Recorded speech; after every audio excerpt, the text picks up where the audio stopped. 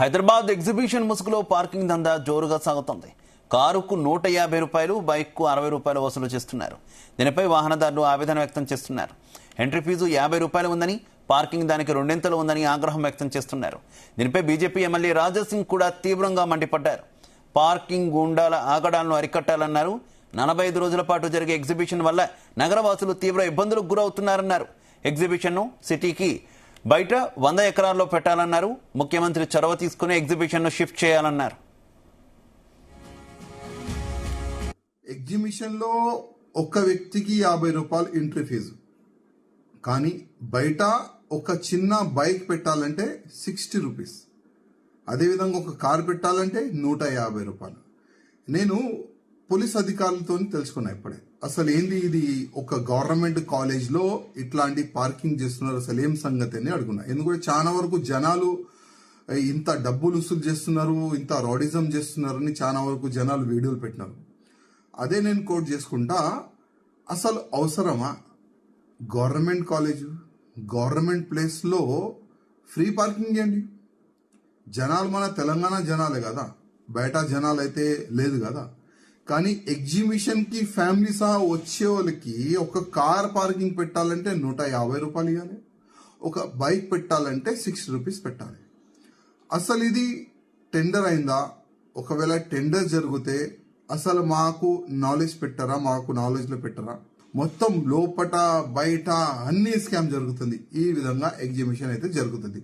నేను మళ్ళొక్కసారి ఇప్పుడున్న ముఖ్యమంత్రి రేవంత్ రెడ్డి గారికి రిక్వెస్ట్ చేస్తున్నా, సిటీ నుంచి ఎగ్జిబిషన్ని మీరు బయట పంపించండి.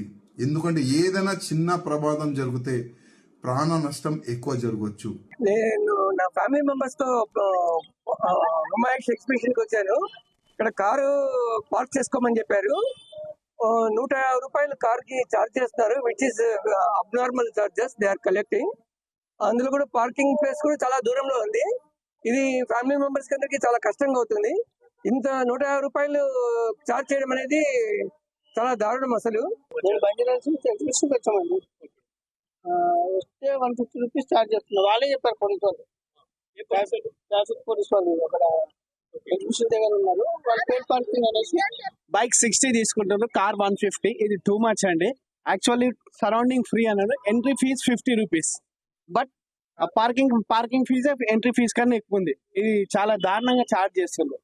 యాక్చువల్ ఏంటంటే ఇన్ని లక్షల మంది వస్తారు, దానికి తగ్గట్టు గవర్నమెంట్ ఒక సర్టన్ ఏరియా ప్రొవైడ్ చేసి ఫ్రీ చెప్పాలి. ఇప్పుడు ఇక్కడ నుండి 1.5 కిలోమీటర్ నడుచుకుంటూ వెళ్ళాలి. మెయిన్ పిల్లలు రోడ్డు మీద దించేసి అందరు వస్తున్నారు. ఇది దారుణంగా చేస్తున్నారు. ఇది తగ్గించుకోవాలి. 10-15 రూపీస్ పెట్టుకుంటే బెటర్. అది కూడా ఇది గవర్నమెంట్ కాదు, కాలేజ్. ఇది ఎంఐఎం కాలేజ్ కి పర్మిషన్ ఇచ్చినట్టు అంతే. నేను అందుకే జేబులో పెట్టుకున్నాను, చూపిస్తామని.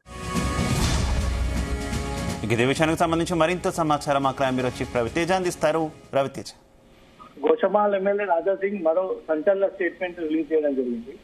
తన కాన్స్టిట్యున్సీలో ఉన్నటువంటి ఎగ్జిబిషన్ నుమాయిష్ జరుగుతున్నటువంటి అక్రమాలు, అక్కడ జరుగుతున్నటువంటి పార్కింగ్ దందా ప్రభుత్వానికి ఎన్నిసార్లు ఈ విషయాన్ని తెలియజేసినా ప్రభుత్వమే దగ్గరుండి ఎలాంటి టెండర్స్ లేకుండా ఈ పార్కింగ్ స్లాట్స్ ఏర్పాటు చేసి లక్షలాది రూపాయలుగా ప్రజల నుంచి ఈ భారాన్ని మోపి వాళ్ళ దగ్గర నుంచి అక్రమంగా డబ్బులు లాగుతా ఉన్నారంటూ కూడా ఎమ్మెల్యే రాజాసింగ్ ఇచ్చినటువంటి స్టేట్మెంట్ సంచలనంగా మారుతా ఉంది. నుమాయిష్ ప్రారంభమైనప్పుడు చాలా తక్కువ ప్రజలతో ఈ ఎగ్జిబిషన్ జరిగేది, కానీ ఇప్పుడు లక్షలాది మందిగా ఈ నుమాయిష్ కి చేరుకుంటున్నారు. వాహనంతో వస్తే 60 రూపాయలు, కారుతో వస్తే 150 రూపాయలు అక్రమంగా ఈ పార్కింగ్ స్లాట్స్ ని వసూలు చేస్తా ఉన్నారు. ఎక్కడ కూడా ఇప్పటి వరకు ప్రభుత్వం, అక్కడ అధికారులు పార్కింగ్ టెండర్స్ ని పిలవకపోవడము, పార్కింగ్ టెండర్స్ అఫీషియల్ గా జీవో జారీ చేయకపోవడంతో వీళ్ళు ఇల్లీగల్ గా ఏర్పాటు చేసుకుని ఒక కుటుంబం నుమాయిష్ కి చేరుకుంటే 4 కుటుంబాల్లో కనీసం 1000 రూపాయలు అక్కడ టికెట్స్ తో పాటు ఈ పార్కింగ్ స్థలాలకే కేటాయించాల్సి ఉంటుంది.